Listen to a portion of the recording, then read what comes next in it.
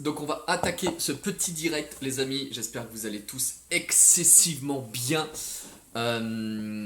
Donc je voulais vraiment vous parler d'un sujet qui est vraiment, je trouve, super méga important. Et on va essayer de creuser un petit peu ce sujet-là. Parce qu'en fait, on entend souvent parler de quoi? On entend souvent parler d'attitude, de ton altitude est déterminée par ton attitude. On entend aussi parler de loi d'attraction. Et souvent, on se dit, putain, mais en fait, c'est quoi le vrai du faux? C'est quoi le truc juste dans tout ça? Et qu'est-ce que moi, personnellement, je peux mettre en place, justement, pour évoluer, pour avancer? Et qu'est-ce qui marche réellement? Et en fait, faut comprendre que l'attitude, la définition de l'attitude, c'est un concept qui est juste méga puissant, qui est très puissant. Et je vous encourage à voir des vidéos de Bob Proctor par exemple, qui parle un petit peu de l'attitude. Alors bien qu'il a un aspect des fois un petit peu trop, je trouve, ésotérique qui me plaît pas forcément. Moi je préfère avoir un côté un peu plus terre à terre et un peu plus scientifique. Mais faut bien avouer que ce qu'il dit, bon, en tout cas moi je suis plutôt d'accord avec lui dans le fond. Pas dans la forme mais dans le fond, clairement. Et donc en fait concrètement, l'attitude, c'est vraiment donc un concept qui va vous permettre d'avancer, mais très loin. Mais vraiment très loin. Et je pense qu'on n'imagine même pas à quel point notre attitude peut nous permettre de déclencher des choses dans notre vie, d'obtenir des choses dans notre vie qui sont mais juste surpuissants, mais vraiment surpuissants. Donc il y a plusieurs personnes qui se sont penchées un petit peu, vous savez, sur la définition de l'attitude. Et je trouve qu'une des meilleures définitions finalement de l'attitude, c'est tout simplement quand tes pensées sont en relation et en corrélation surtout avec les émotions et, enfin ça c'est un peu évident tu me diras, mais surtout quand aussi il y a une action qui est mise en place. Donc en fait l'attitude c'est vraiment ce principe d'avoir un schéma de pensée, des émotions et des actions qui sont mises en place. Pourquoi ces trois points là? Parce que si tu ne penses pas de la bonne manière, il y a assez peu de chances qu'il y a quoi que ce soit qui se produise. Si tu ne penses pas, il n'y a rien qui se passe, hein, qu'on soit ok. Si tu ne penses pas, je sais pas, à obtenir plus d'argent, tu ne risques pas d'obtenir plus d'argent. Si tu ne penses pas à avoir une meilleure relation avec ta femme, tu risques pas d'avoir une meilleure relation avec ta femme. Ok. Après, cette pensée ne suffit pas. Il faut y associer une émotion. Parce que si tu penses que tu veux une meilleure relation avec ta femme, mais que émotionnellement, mindset mentor, yes, mais que tu penses justement que, tu penses avoir une meilleure relation avec ta femme, mais qu'en termes d'émotion, c'est très négatif, qu'il y a plein de choses négatives qui viennent par-dessus ça, tu risques pas non plus d'avoir une bonne relation avec ta femme, parce que c'est un peu contradictoire.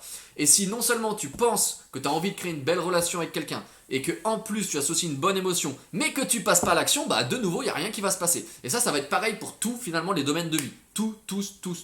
Donc vraiment, ton attitude va dépendre de ces trois points-là. Et ça, c'est extrêmement important. Donc je le répète, la pensée, les émotions et l'action. Mais on va creuser un petit peu plus. Qu'est-ce qui se passe? En fait, si vous voulez, on a un corps. Voilà, on va dire que si on devait noter peut-être... Alors, il y a une importance physiologique, bien entendu, c'est-à-dire notre posture, comment on se tient, ça a une réelle importance sur la gestion de nos émotions, sur notre système de pensée, etc. Ça, on est d'accord. On va dire qu'on a notre corps physique, on a notre conscient et on a notre inconscient.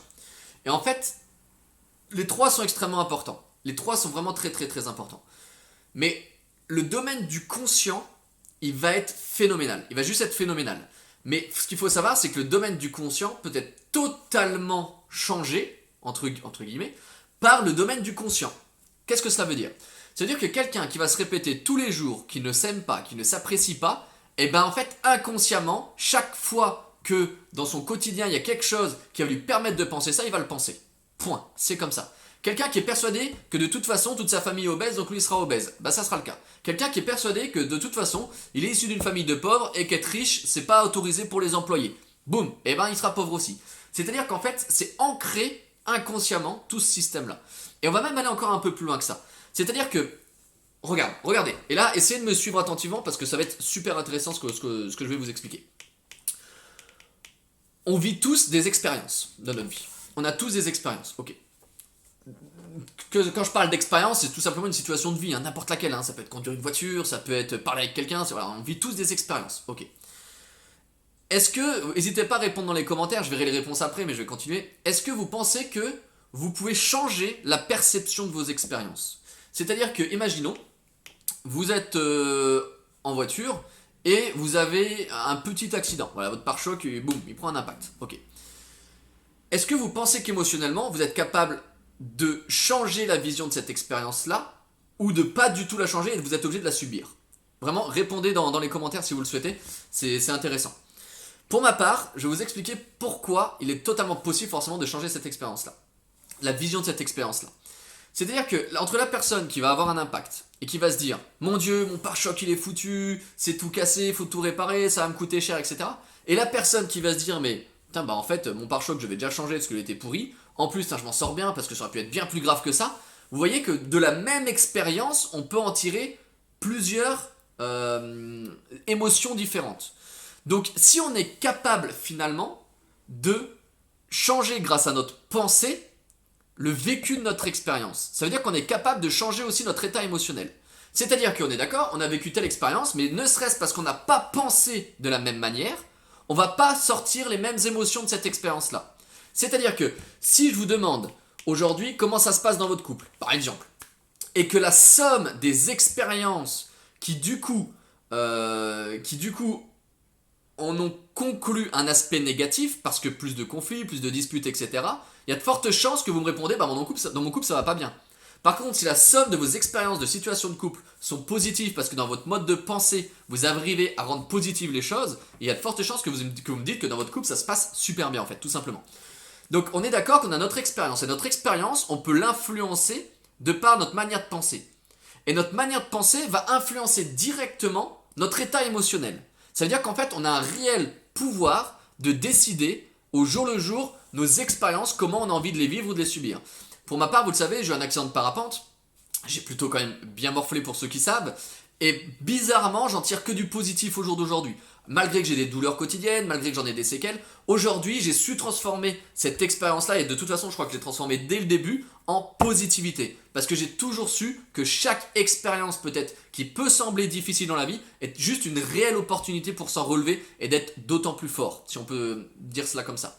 Donc en fait, si on en revient du coup sur l'attitude, notre attitude qui est déterminée, donc je le répète, par notre pensée, par nos émotions et par nos actions, on se rend compte que justement, on est capable totalement de pouvoir avoir l'attitude qu'il faut.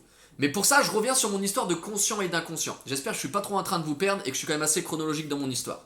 C'est-à-dire que si tous les jours, vous êtes habitué à vous répéter des mauvaises choses, et bien inconsciemment, vous allez du coup ne pas avoir l'attitude que vous désirez pour obtenir cette chose-là.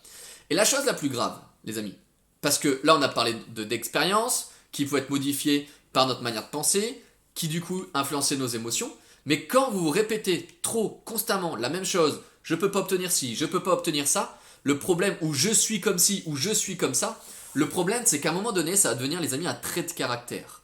Et quand ça devient un trait de caractère, ça veut dire que c'est ancré dans votre inconscient, mais en mode marteau-piqueur. Et c'est comme ça que, on va dire, ah bah celui-là il est colérique, ah bah celui-là il est maniaque, ah bah celui-là, voilà. Et là ça devient réellement un trait de caractère parce que vous avez tellement répété quelque chose au quotidien qui fait que c'est votre personnalité et ça devient quasiment votre identité. Et là ça devient problématique. La bonne nouvelle, les amis, c'est que en changeant votre attitude en direction de ce que vous voulez obtenir, eh ben vous allez réussir à l'obtenir. Et je vais vous parler juste vite fait par point de mon expérience par exemple dans le trading. La première fois que mon pote Flo m'a parlé de trading, pour moi le trading, tu me parlais de trading, tu me parlais de paris sportifs, tu me parlais de casino, mais c'était la même chose, tout était fait pour que ça soit du hasard et qu'il n'y ait pas de... C'était du hasard pour moi, réellement. Et ce que j'ai fait, c'est que je suis allé... Parce que c'était vraiment un système de croyance assez fort, hein, ça pour ma part, hein, vraiment que le trading était du hasard. Et ce que j'ai fait, c'est que je me suis forcé à aller me former. Je me suis forcé à regarder d'abord des vidéos sur YouTube. Et c'était extrêmement inconfortable parce que je sentais que dans mon système de croyance, je commençais à dénouer certaines choses. À me dire, mais en fait, j'ai passé 10, 15 ans à penser que c'était de la loterie. En fait, là, il y a un gars qui est en train de me dire que non, pas du tout. En fait, je suis en train de m'apprendre que c'était plutôt des statistiques, il y a des choses régulières qui se passaient, etc. Et c'était extrêmement inconfortable parce qu'en fait, quand vous êtes en train de contrarier votre système de croyance, quand vous êtes en train d'aller en opposition avec quelque chose qui est ancré inconsciemment depuis X temps, c'est forcément inconfortable. Mais ça, les amis, justement, quand ça devient forcément inconfortable, c'est ce moment-là où vous savez que vous êtes sur la bonne voie. Quand vous êtes dans le confort, c'est rarement la solution. Par contre, quand vous êtes inconfortable, il y a de très fortes chances que ça indique que vous êtes sur la bonne voie. Donc pour ma part, plus j'apprenais là-dessus, plus c'était inconfortable, et plus j'avais cette petite voix qui me disait « Non mais arrête, de toute façon c'est peut-être pas fait pour toi, et patati et patata et nanana. Et cette autre voix qui me disait, mais en fait vu que c'est inconfortable, c'est clairement qu'à mon avis t'es sur la bonne voie gros. C'est ce que je me disais dans mon dialogue interne, si on peut dire ça comme ça. Donc, tellement ça, et c'est un sacré problème pour beaucoup de personnes. Ouais bah tout le monde, on a tous ce problème là de toute façon. Et, enfin ce problème qui est à un moment donné une vraie chance quand on sait l'interpréter correctement.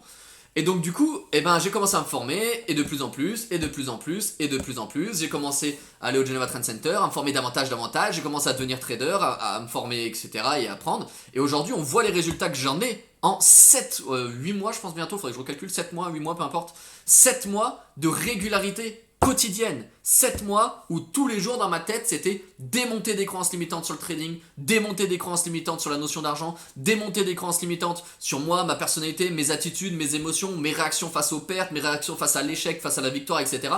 Et c'est 7 mois de travail, et c'est que 7 mois et j'ai pas du tout terminé. Donc qu'est-ce que cela veut dire les amis? Que si vous répétez certaines choses, que vous mettez justement dans une bonne attitude, et je répète encore une fois parce que finalement c'est trop bien de le répéter, que l'attitude c'est juste le fait de concilier vos pensées, vos émotions et vos actions. Et si vos pensées, vos émotions, vos actions sont dans le sens de là où vous voulez aller, que ça soit inconfortable ou non, continuez, continuez, ça va payer les amis, c'est sûr que ça va payer. Donc votre attitude, une fois qu'on comprend ça, c'est juste une arme de destruction massive de réussite. Point. Votre attitude est une réelle arme de destruction massive de réussite. Écoutez les amis, j'en ai fini pour cette petite vidéo. Si vous avez des questions pour le direct, let's go, je vous écoute. C'est avec grand plaisir.